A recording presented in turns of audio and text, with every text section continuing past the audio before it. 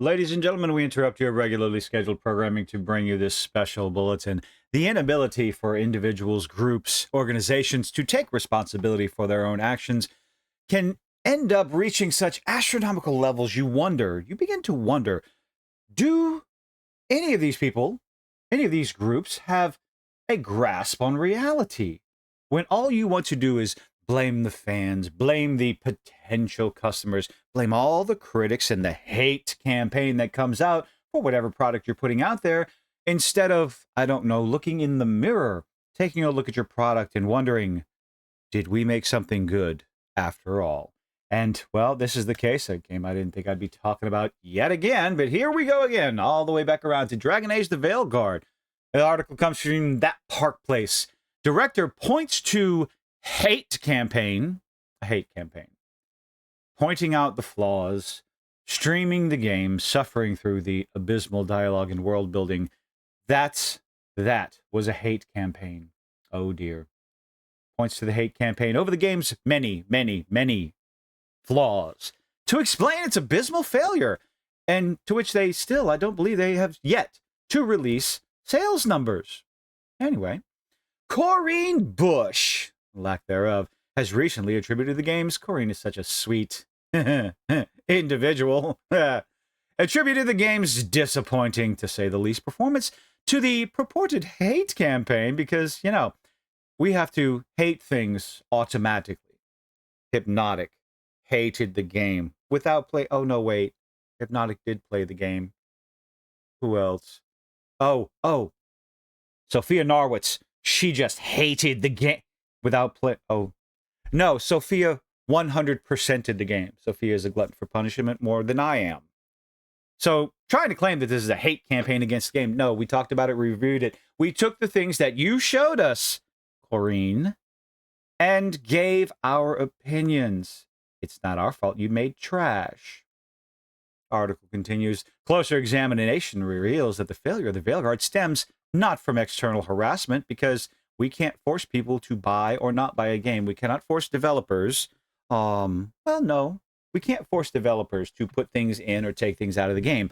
We can, however, voice our opinions, and it's up to the developer, the producer, the writer, the creator of said piece of entertainment. It is up to them to decide one way or another what they want to do with that product and what they want to do with that criticism. There are some out there, much like the Sonic movie franchise, that seems to be doing gangbusters at the box office this weekend. Well, when that first trailer came out, that was nightmare fuel. People voiced their opinion, and they went back to the drawing board. And now, I believe they've been greenlit for a fourth movie.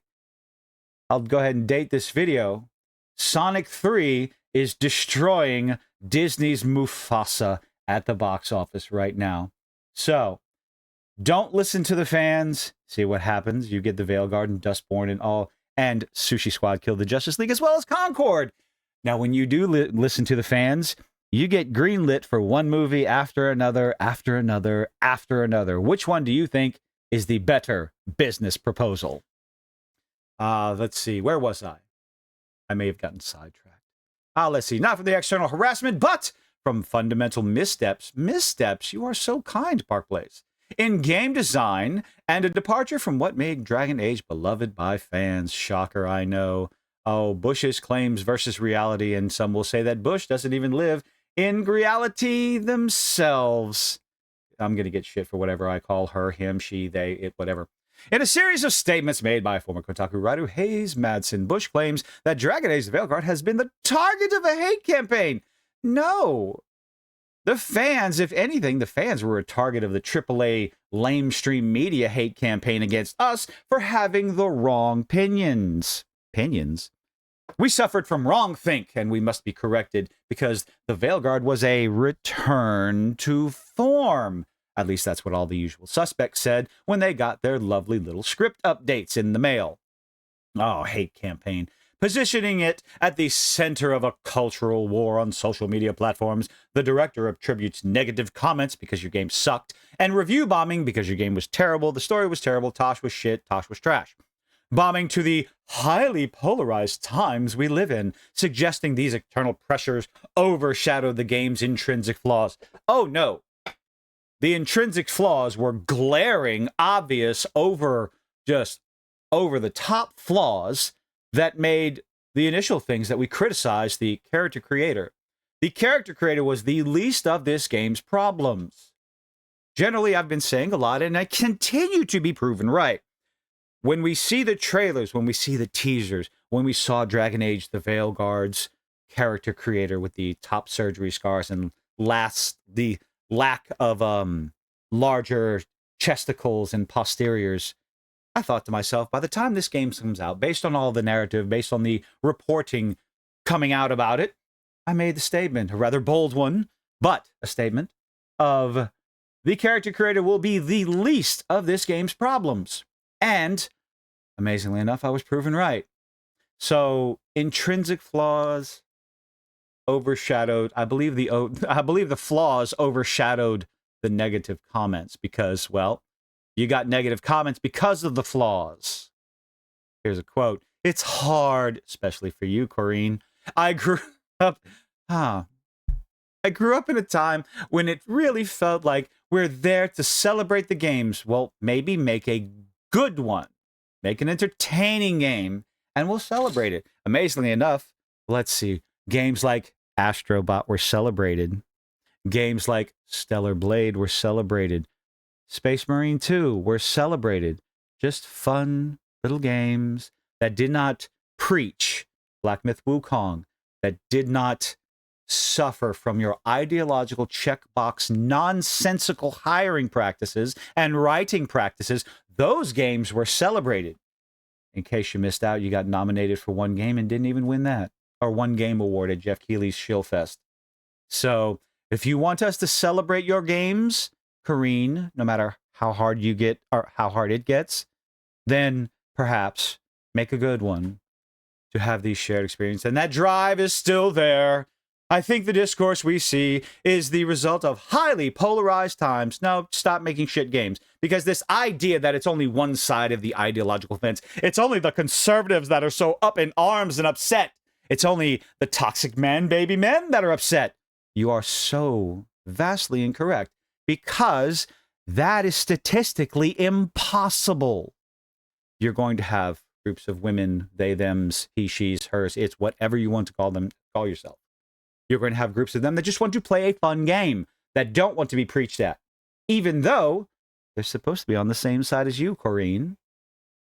You're going to have groups of women, groups of men, groups of, I don't know, actual liberals, not leftists necessarily, liberals who are tired of your preachy nonsense as well, who aren't going to buy your game because they want the escapism that all gamers want, to try and box in one particular group, or to try to box in gamers as a whole into one group versus the other.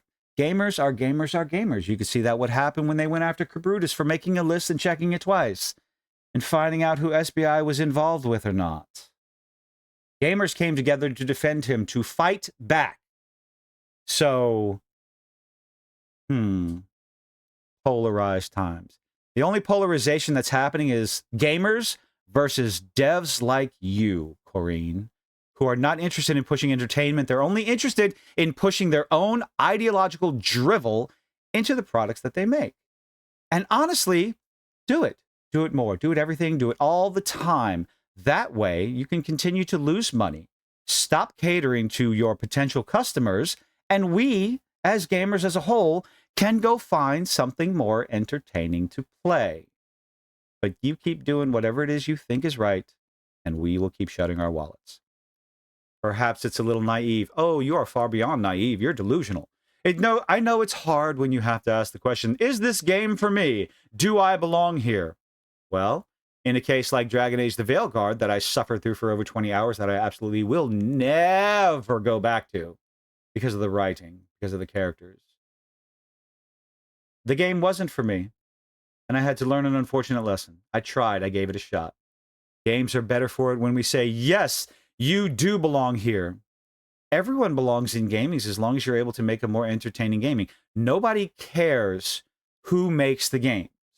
Nobody cares what happens in the studios, about the crunch, what they're an activist for or whatnot. We genuinely don't care as long as the product is entertaining. And that, Corrine, is what you failed miserably to produce.